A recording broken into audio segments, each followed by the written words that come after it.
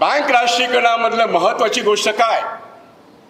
गावोगावी मी बँकांची शाखा नाही, जेवढ्या रेल्वे शाखा, जेवढ्या पोस्ट शाखा, जेवढ्या बँक शाखा असतील अशा तऱ्हेने गावातील जनतेची बचत बँकांमध्ये येईल आणि त्या बचतीचा योग्य वापर शेतकऱ्यांच्या विकासाकरता, छोट्या मोठ्या कारागिरींकरता आणि अर्थातच छोटे उद्योग आणि मोठे उद्योग यांच्या विकासाकरता तो पैसा वापरला जाईल।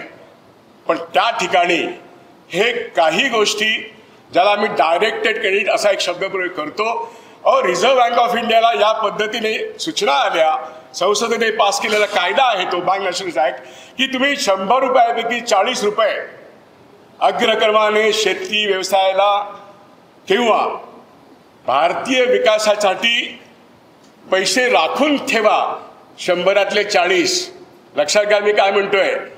जसं डॉक्टर बाबासाहेब आंबेडकरांनी घटनेमध्ये SC आणि ST आणि शिवाय अन्य मागासवर्ग यांना जे रिझर्वेशन दिलं त्याच्यामागे काय सूत्र होतं? जो आर्थिकदृष्ट्या आणि अन्य अनेक कारणांमुळे मागास राहिलेला समाज आहे त्याला जोपर्यंत स्पर्धेमध्ये एक समान संधी मिळत नाही, समान संधीचं सूत्र हे घटनेने दिलं आणि त्याला रिझर्वेशनचं खूप मोठं महत्त्व आहे। मी तुम्हाला सांगतो, बँक राष्ट्रीयकरणामध्ये आत आलेले पैसे बँकांमध्ये त्यातले 40 रुपये या सर्व घटकांना अग्रक्रमाने देणं आणि म्हणून या देशामध्ये काय झालं? हरित क्रांती झाली। या देशामधली दूध क्रांती किंवा श्वेत क्रांती ज्याला आपण म्हणू ती घडवण्यामध्ये बँक राष्ट्रीयकरणाचा सिंहाचा वाटा आहे। आम्हाला नोकरी मिळाली, आमच्या सर्व्हिस कंडिशन चांगल्या झाल्या असं 13 लाख बँक कर्मचारी आजही सांगतात। ते विविध राजकीय पक्षांचे सभासद असतील, पण बँक राष्ट्रीयकरणावरती हल्ला होतोय म्हटलं तर सगळे एकवटतात। 10 संघटना आहेत।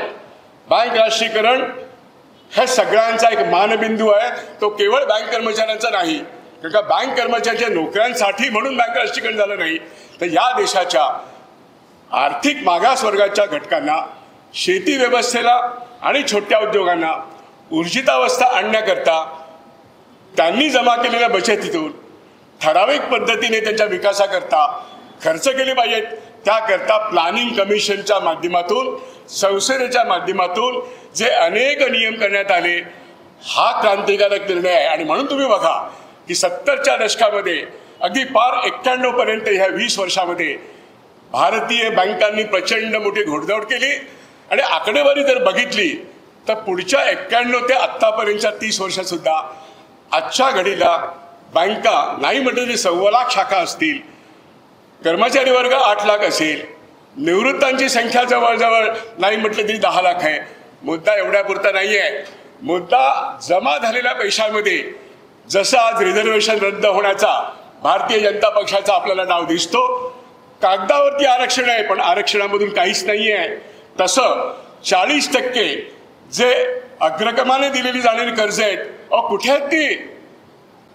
कॉर्पोरेटला आणि दादरला बसून ICICI बँक किंवा खाजगी बँकांनी अग्रक्रमाची कर्ज मोठ्या कॉर्पोरेटला हाऊसला द्यायची आणि सांगायची की मी 40% डायरेक्टेड क्रेडिट ही पूर्ण केलेली आहेत। या पद्धतीने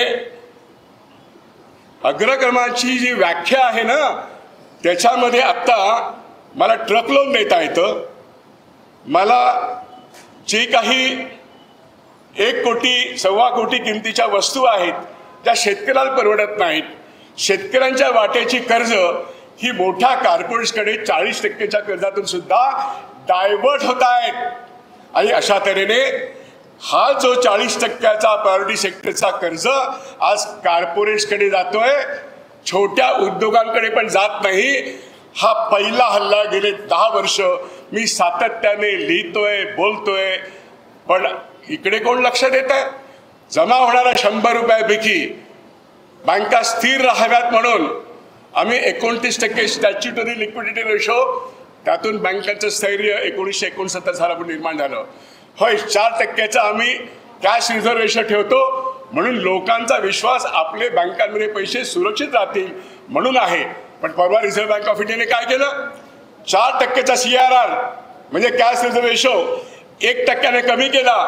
बँकांना सांगितलं तुमच्या ठेवी आमच्याकडे देऊ नका, तुमच्याकडे ठेवा. आणि त्या ठेवींचा ओघ मोठ्या कॉर्पोरेट उद्योगांना त्यांनी वळवला. आणि तेच कॉर्पोरेट उद्योग ज्यांनी गेल्या 11 वर्षात 16 लाख कोटीची कर्जबुडवेगिरी केलेली आहे.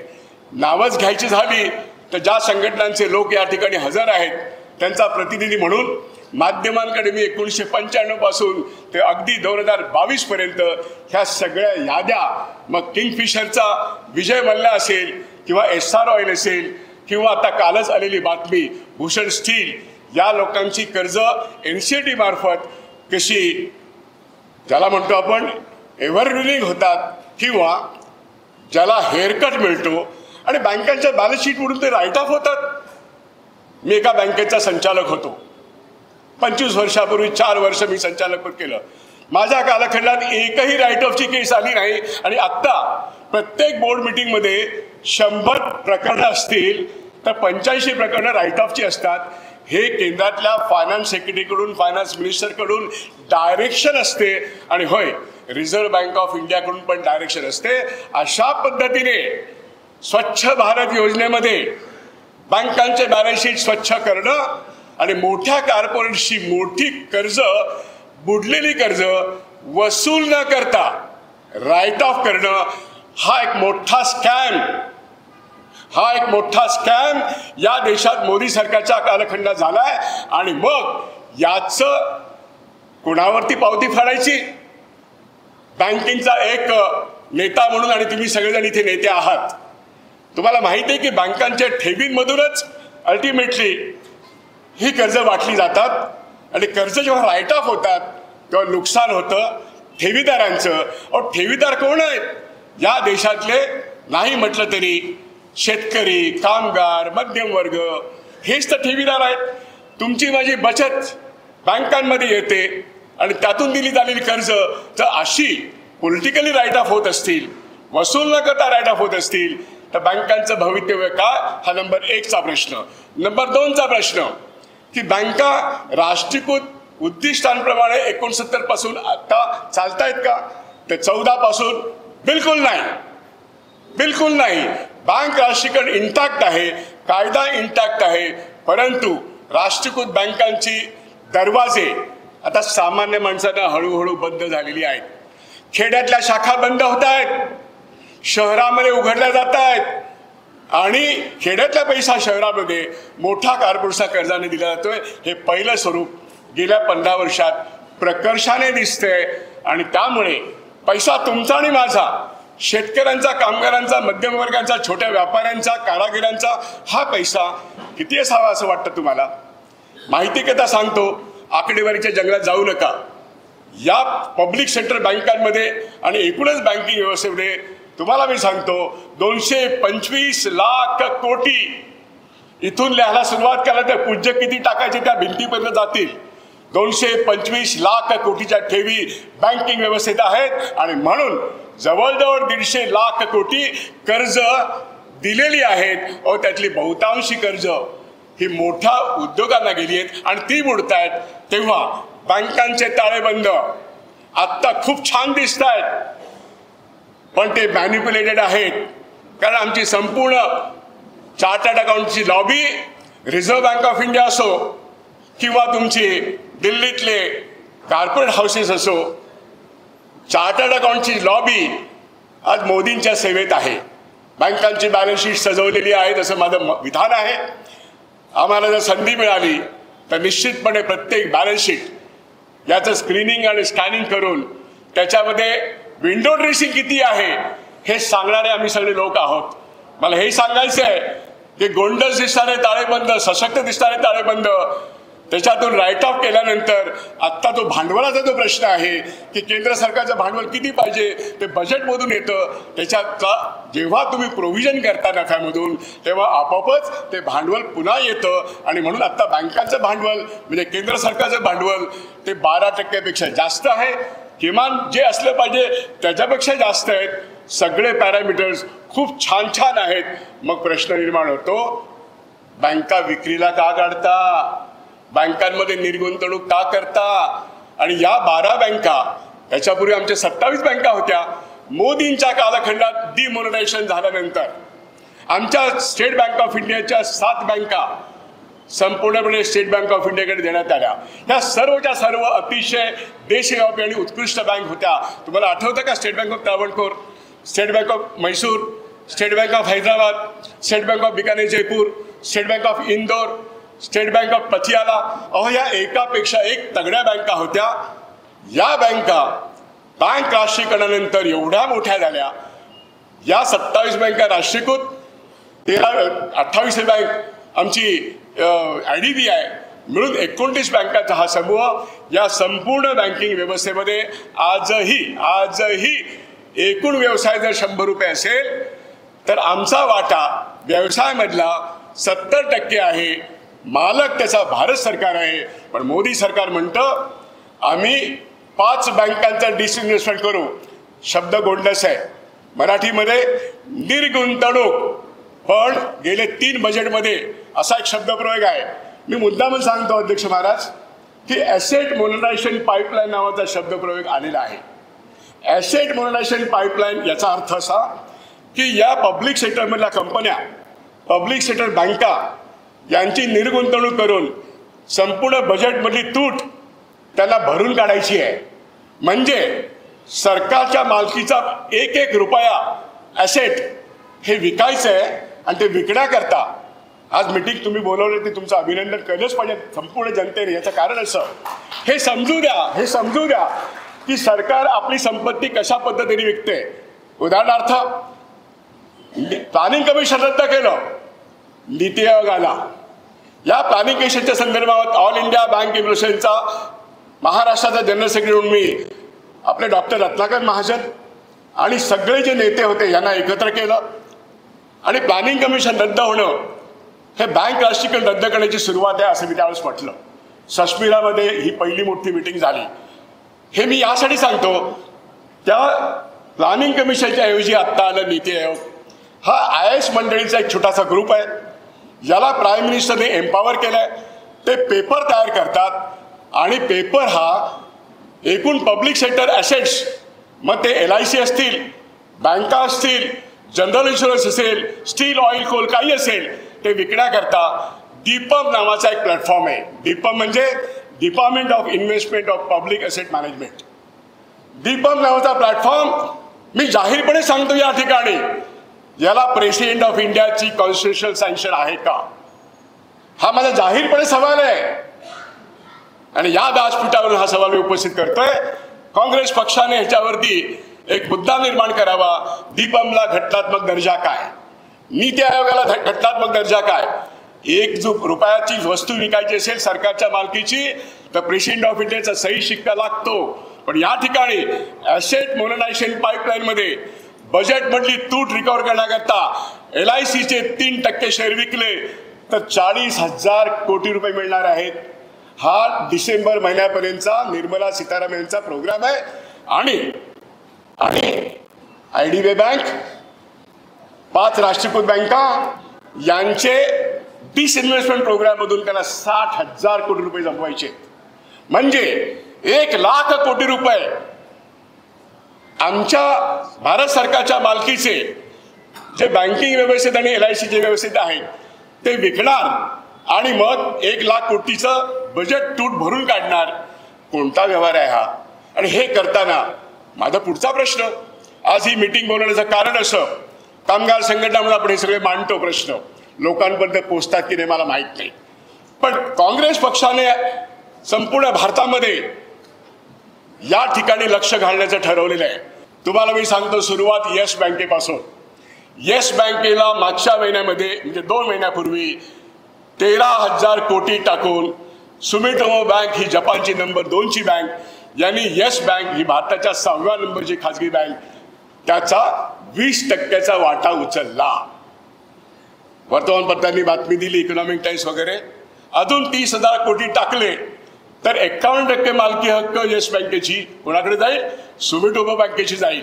या ठिकाणी एक फॉरेन्सिक ऑडिट रिपोर्ट आमच्या हातात आला आणि त्या ऑडिटच्या रिपोर्टप्रमाणे हे लक्ष स्पष्ट आहे की ह्याची परवानगी रिझर्व्ह बँक ऑफ इंडियाने दिल्याशिवाय, केंद्र सरकारने दिल्याशिवाय हे होणार नाही. आणि मी तुम्हाला सांगतो हे का होतंय. या येस बँकेमध्ये डिफॉल्टर कोण आहेत? तुम्ही डिश TV ऐकलेत? डिश टीव्ही, अनिल अंबानीचा संपूर्ण पोर्टफोलिओ, तुम्ही DHFL ऐकलेत, तुम्ही IL&FS ऐकलेत, हे सगळे मोठी धंड येस बँकेचे डिफॉल्टर आहेत. त्यांना वाचवण्याकरता या देशातल्या नंबर 2च्या नेत्याने ही बँक स्टेट बँक ऑफ इंडियाकडे दिली, ती वाचवली आणि आता स्टेट बँक ऑफ इंडियाची मॅनेजमेंट, स्टेट बँक ऑफ इंडियाचा स्टेक, एकूण 20% स्टेक जपानच्या सुमिटोमो बँकेकडे जातोय. आणि रिझर्व्ह बँक ऑफ इंडिया आता या जपानच्या बँकेला येस बँक घेण्यासाठी रस्ते खुले करतायत. सेबीने मार्ग खुला केलेला आहे. खरं तर कुठल्याही एका विदेशी संस्थेला 40%पेक्षा जास्त मालकी हक्क ठेवता येत नाही, पण 51% मालकी हक्क जाण्यासाठी नियमांची अदलाबदल केली जाते, नियमांची फेरफार. आणि कोण करतं? अर्थ मंत्रालय, फायनान्स सेक्रेटरी आणि रिझर्व्ह बँक गव्हर्नर. आजचा रिझर्व्ह बँक गव्हर्नर दास गेल्यानंतर संजय मल्होत्रा हा रेव्हेन्यू सेक्रेटरी होता. या ग्रस्ताने सांगितलं की नाही, विदेशी बँकांना या ठिकाणी वाव आहे आणि आम्ही तो देणार आहोत. त्यामुळे येस बँक जेव्हा जाईल ना कोणाकडे, जपानच्या सुमिटोकडे, पुढचा नंबर लागतोय IDB बँकेचा.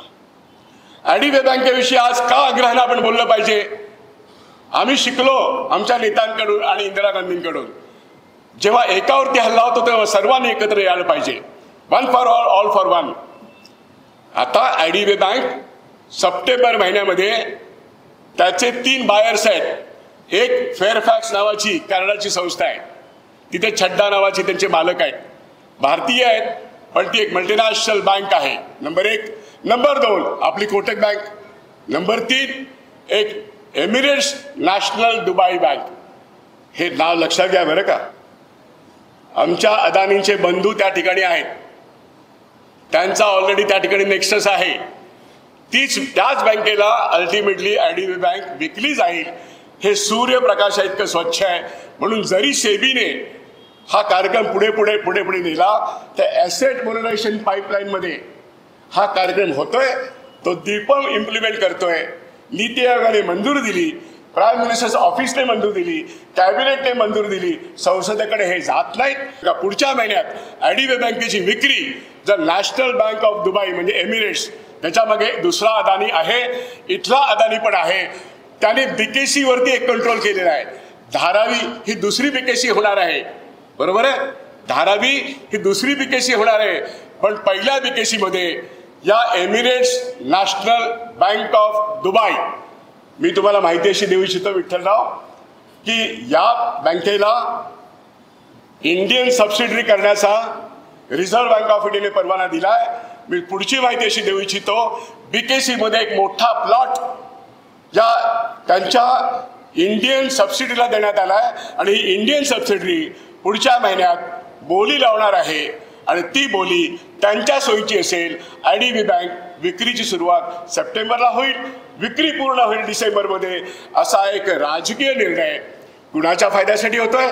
एकदा जर IDB बँकेमध्ये या विदेशी भांडवलाचं आक्रमण झालं तर मग आमच्या बाकीच्या बँकांमध्ये, मी ज्या बँकेतला आहे ती बँक ऑफ महाराष्ट्र, या ठिकाणी सेंट्रल बँक काँग्रेसचे लोक आलेले आहेत, युको बँकेचे लोक आलेले आहेत, इंडियन बँकेचे लोक आलेले आहेत, इंडियन ओव्हरसीजचे लोक आलेले आहेत आणि पंजाब अँड सिंध बँकेचे लोक आलेत. या 5 बँकांमध्ये जवळजवळ 20% डिसइन्व्हेस्टमेंट, निर्गुंतवणुकीचा कार्यक्रम, म्हणजे फॉरेन फायनान्शियल इन्स्टिट्यूशन यांना आता 20%ची परवानगी आहे, ती 26% करून देणं, असा एक बदल कदाचित हे संसद करेल. पण ते न करता सुद्धा RBI त्यांना परवानगी देतो आहे. आणि म्हणून दीपमची भूमिका, नीती आयोगाची भूमिका, केंद्र सरकारची भूमिका, सेबीची भूमिका, RBIची भूमिका, आपण बँक कर्मचारी निवृत्त असा कर नसा, आपण समजावून घेतली पाहिजे. आपण IDB वाचवलीच पाहिजे, आपण सर्व बँका वाचवल्याच पाहिजेत. कारण बँका मोडल्या तर या देशाची अर्थव्यवस्था ट्रम्प टॅरिफच्या आधी राष्ट्रीयकरणावरचा हल्ला आम्ही परतवून लावू, या जिद्दीने आपण उभं राहिलं पाहिजे. मी इथेच थांबतो.